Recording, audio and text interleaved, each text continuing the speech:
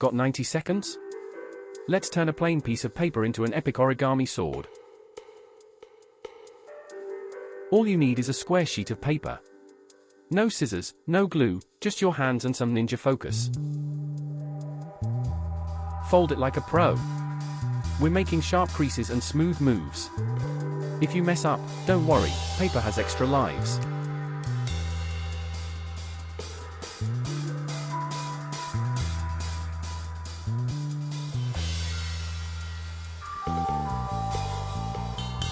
We're halfway to glory. That handle? Fold it tight. That blade? Make it fierce.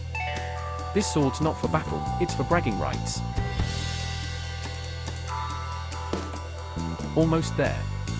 Flip, fold, and give it that final press. You're a paper warrior now.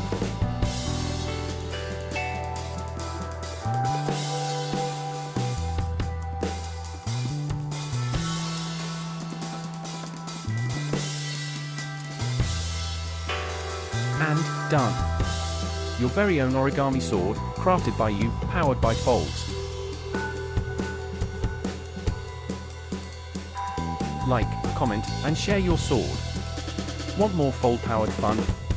Subscribe for more stop-motion origami awesomeness.